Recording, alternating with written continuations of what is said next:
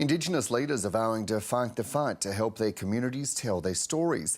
That's as the LNP vows to scrap Queensland's Truth-Telling and Healing Inquiry if elected on Saturday. Let's bring in Joshua Creamer, a Wanyi Kalkadoon man who's the chair of the inquiry and joins us now from Brisbane. Good morning. Thanks for your company. At first instance, you've just clocked over 100 days of hearings. Give us a sense, Josh, of the sentiment that you're hearing from across Queensland communities. Good morning, Dan, and you've covered that in your opening. Many of your viewers would have seen this week a number of mayors from Queensland Indigenous communities speaking out in favour of the inquiry and the importance of the inquiry for their communities. As you say, we've just reached our 100-day mark. We have yesterday opened our call for submissions, so anyone in Queensland or Australia can get in touch with the inquiry and make a submission on issues relevant to our terms of reference. We've had a number of hearings, both with Aboriginal witnesses and Torres Strait Islander witnesses, but also government organisations understanding the issues there. So we have a big body of work planned between now and Christmas, and with the release of our 100-day report tomorrow, all Queenslanders will get an opportunity to understand the work the inquiry plans on doing over the next 3 years. Can you give us a sense, Josh, of what that work is? And as well as that, you said that you've been hearing, and we've all been hearing about the support for the inquiry from the Aboriginal and Torres Strait Islander community. What else have you been hearing in the way of truth-telling?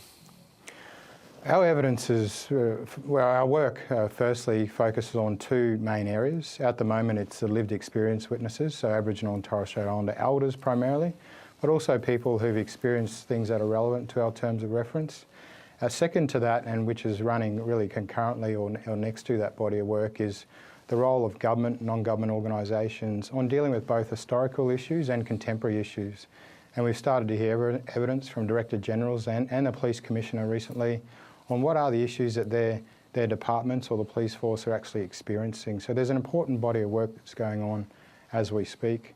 Before Christmas, we plan on holding 2 more truth-telling sessions, both in Cherbourg, where we've been working with the community for a number of months, Stradbroke Island, and second to that, we'll be holding hearings in relation to youth justice and education. So we've got a strong body of work planned between now and Christmas.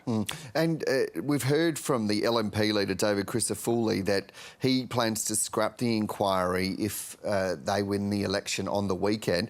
And he's saying that he doesn't want to repeat the divisions of last year's voice referendum. How do you respond to that? For those who've had an opportunity to hear our evidence and to see the work of the inquiry, and I encourage you to jump onto our website, truth-telling.com.au in Queensland. And you'll see that a lot of the evidence is actually recognising that there was deep divisions that existed in our history, based mainly on legislation. But the truth-telling opportunity and inquiry is a chance for us all to come together and that's in that spirit of unity. And certainly that's what we've seen, and that's the comments that were echoed by a number of mayors earlier this week. And what do you think would be the implications if, in fact, this inquiry and the work that you've got planned was scrapped if there's a change of government on the weekend? Well, the work of the inquiry it has been 6 or 7 years of work actually to get to this point. So there's a significant body of work and investment from Queenslanders across the state. And uniquely with this inquiry, we have a public awareness function, so we have to ensure all of Queensland learn more about our history. And the loss of this inquiry, I think, will be a significant impact for all of Queenslanders, and one of the few opportunities, well, historically the only opportunity we've had to do this process. And for the Aboriginal and Torres Strait Islander community, I think it'll be devastating. Already hearing people speak about the impact of the voice last year, but particularly this year, the chance of truth-telling, which is an historic moment in our history of Queensland, and the ability to lose the occasion for our elders to give evidence about how they were treated under various regimes over the last 50 to 60 years. I think it'll be devastating for the Aboriginal and Torres Strait Islander community as well. And given that you're saying, Joshua, that it would be devastating, what's your message to the opposition leader today, 2 days out from the election? Look, I could just focus on what those mayors, the Mayor of Cherbourg, Mayor Bruce Simpson, Mayor Fred O'Keefe and Doomadgee this week, who invited me along to one of the press conferences. They spoke about the importance of the work for their community, not just in getting that historical picture correct, but also in dealing with contemporary issues that Mayor O'Keefe talked about in his community of Doomadgee around housing, education, unemployment. Seeing the inquiry as a real opportunity to deal with those issues which have existed in those communities now for decades.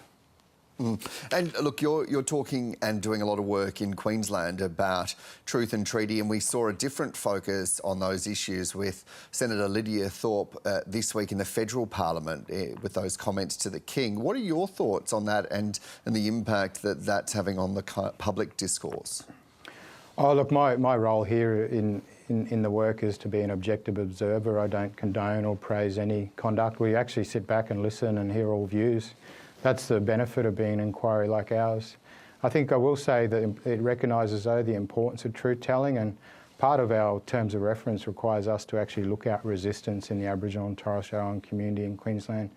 And resistance, I think, in the earliest days took the form of armed conflict, and we saw things like strikes in the maritime strike in Torres Strait Island, and then the 1957 strike in Palm Island. In the 1980s, just a short stroll from where I am sitting here in the ABC studios, we see the 1980s resistance through the form of marching and other protests, and that's something we're really interested in understanding what does that look like today. We do know that resistance can take the form of art and marching and other protests, and I think it really speaks to the spirit of Aboriginal and Torres Strait Islander people.